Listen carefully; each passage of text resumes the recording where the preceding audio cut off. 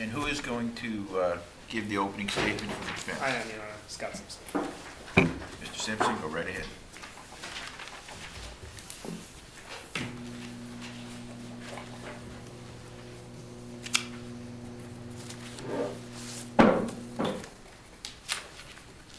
The most important date in this case is not July 29, 2006, the day Cynthia Stone died.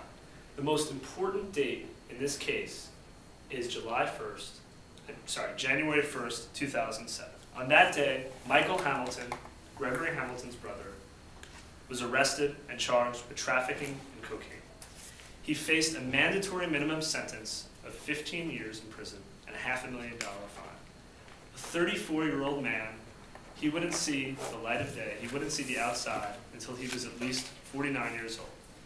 Michael Hamilton was a desperate man, and his only way out was to start talking. Folks, this case is about using and selling. Michael Hamilton is a user and a seller. He exploited a tragic situation that he became a part of by telling a story filled with lies and half-truths designed to doom his brother and win his own freedom.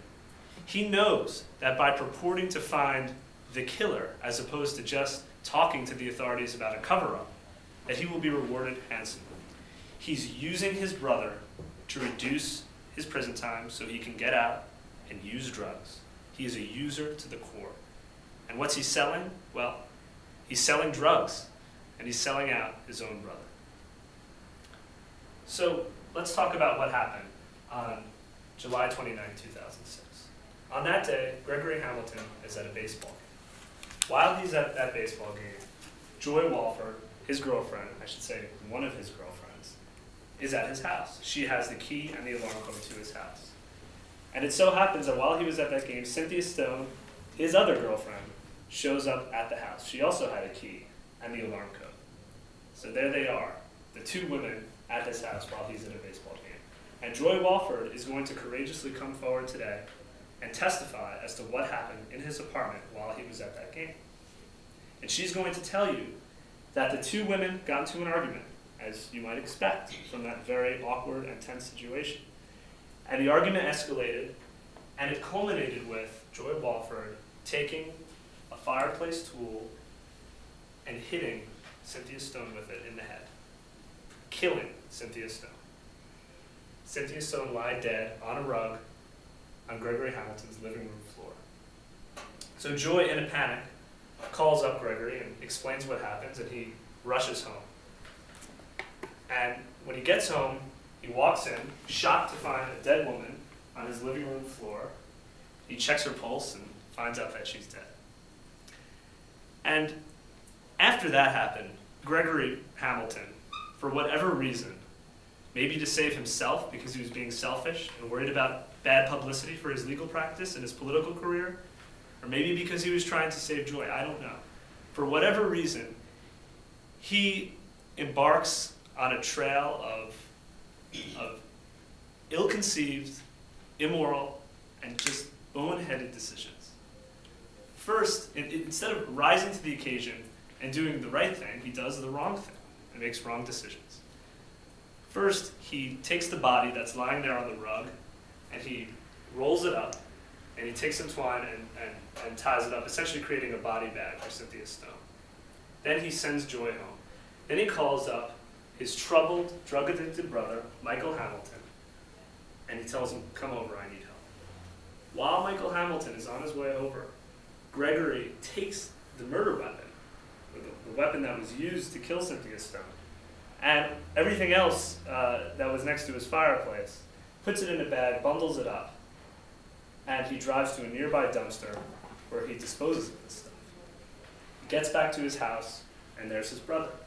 He offers his brother $25,000 to guarantee that this body will never be seen again. Yes, this is a cover-up. And his brother agrees to do this, and his brother takes the body to his boat, which is at the marina. He takes it out 12 miles in the Gulf of Mexico, disposes of it, never to be seen again. Then comes January 2nd, one day After Michael Hamilton is arrested, sitting in jail, mulling his future, he immediately decides to start talking and exaggerating and pinning the murder on his brother Gregory in the hopes that he could reduce or eliminate his own sentence so he could get back on the streets, get back to using and feeding his drug addiction. Now, Gregory Hamilton is here today to own up to what he did. And he's done a lot of bad things that you've heard about so far. We haven't even heard any evidence yet. Let's go over some of them so we're all on the same page. Yes, he had 2 girlfriends at the same time. No, they did not consent to this arrangement. He lied to the police in order to save himself. When they asked him if he knew Cynthia Stone, he initially said no. He covered up the death of a young woman and someone for whom he had affection. He deprived this woman of her proper burial, and by disposing of the body where it could never be found, he left her family and her friends with the agony and pain of wondering where their daughter, friend, sister was for all this time.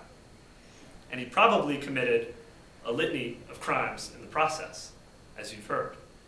But there's one thing Gregory Hamilton did not do. He did not commit murder. Cynthia Stone was already dead when he got home. And he is not on trial today for perjury or adultery or obstructing justice. He's on trial for murder. And the state, with very limited physical evidence and not a single eyewitness to testify to what happened to Cynthia Stone, has staked its entire case on the bald assertions of a street junkie snitch with every incentive to tell the police whatever they need to hear to solve this crime. And at the end of this trial, you may very well be convinced, beyond a reasonable doubt, well beyond a reasonable doubt, that you don't like Gregory Hamilton. But that does not make him a murderer. Joy Walford killed Cynthia Stone in his apartment that night. And that's why you must find Gregory Hamilton not guilty.